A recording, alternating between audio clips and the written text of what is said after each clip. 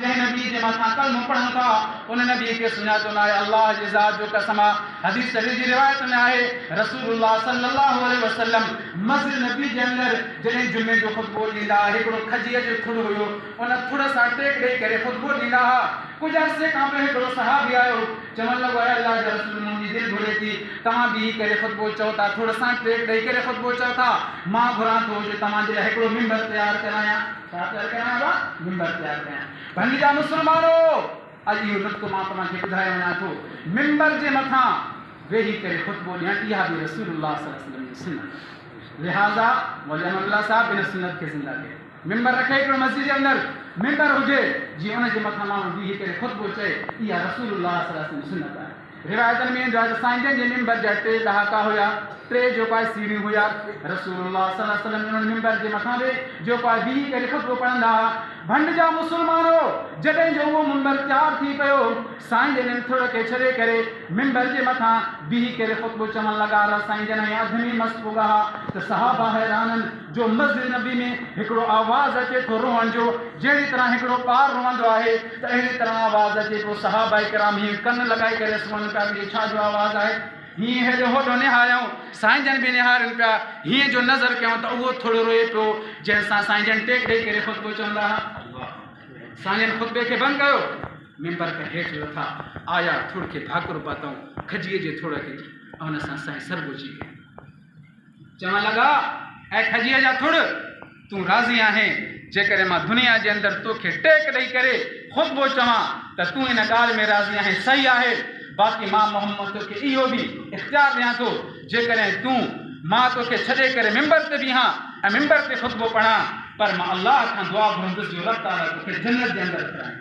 त थोड़ चयो साईं हीअ दुनिया आरज़ी आहे, दुनिया ख़तमु वेंदी, मूंखे जन्नत पसंदि आहे। त भंड जा गैरतमंद मुस्लमानो, इन खजीअ जे थुड़ बि रसूलुल्लाह सल्लल्लाहु अलैहि वसल्लम खे सुञातो हो, पर असां तव्हां मुस्लमान न। रिवायतनि में ईंदो आहे साईं जन पंहिंजे सहाबा सां वेठा आहिनि, हेॾो अबू जहल आयो जेको काफ़रनि जो सरदार हुयो। केरु? अबू जहल। हा, वरी हुयो सरदार। साईं जन इन खे नालो ई अबू जहल ॾेई छॾियो, माना जाहिलनि जो अबू। अबा जंहिं मोजिज़नि खे पंहिंजी अखियुनि सां ॾिठो, रसूलुल्लाह सल्लल्लाहु अलैहि वसल्लम जॾहिं हीअं जो इशारो कयो त उहो चंड ॿ टुकड़ा थी पियो, पंहिंजी अखियुनि सां ॾिठईं, पोइ बि ईमान क़बूल न कयईं। अबू जहल आयो ऐं वॾा वॾा मके जा सरदार वेठा हुया, मस्जिद नबी जे अंदरि साईं जन बि वेठा हुया। अबू जहल चवणु लॻा, नऊज़ बिल्लाह सुम्मा नऊज़ बिल्लाह, अॼु त मां हिन मोहम्मद खे धिको कंदुसि जेको चए थो मां तव्हांजो नबी आहियां, इंसाननि जो नबी आहियां, फ़रिश्तनि जो नबी आहियां, जिन्नात जो नबी आहियां, पूरे जहाननि जे लाइ नबी आहियां।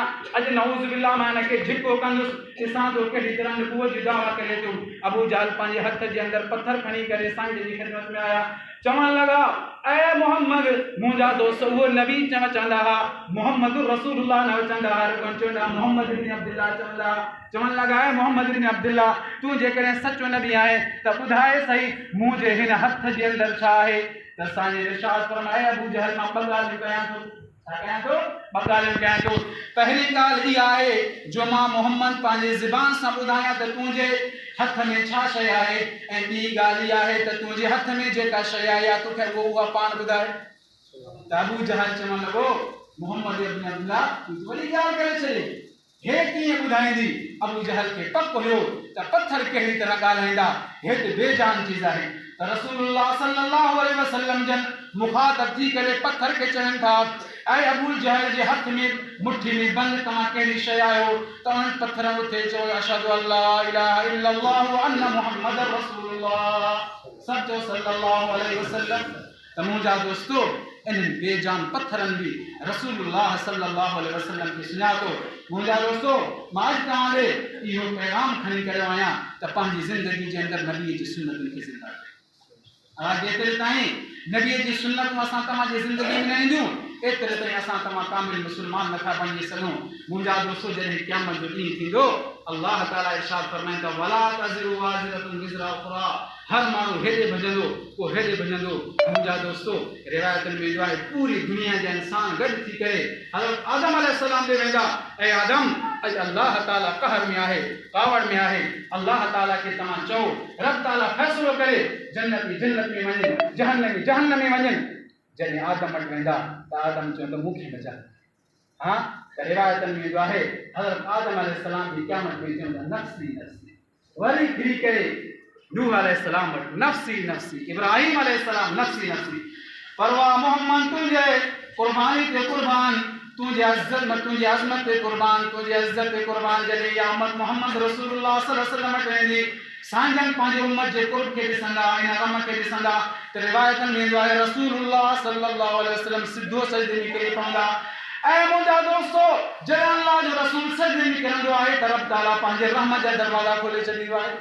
हा, जॾहिं सांझे सजदो कंदा, रिवायत में त डिघो सजदो कंदा त अल्लाह ताला जो हुकुम इरफा रअसक या मुहम्मद सर तुअता वशफा शफा, ऐं मुंहिंजा महबूब पैगंबर अॼु तूं सवाल कर, मां तोखे अता कंदुसि, ऐं तूं सिफारिश कर, मां तुंहिंजी सिफारिश क़बूल कंदुसि। अबा उते असां तव्हांजो अबो न सुञाणींदो, असां तव्हांखे वालदैन न सुञाणींदा, मिट माइट न सुञाणींदा, पीर बुज़ुर्ग न सुञाणींदा, उते सिफारिश करण वारे ज़ात जेकॾहिं हुजे त मुहम्मद रसूलुल्लाह सल्लल्लाहु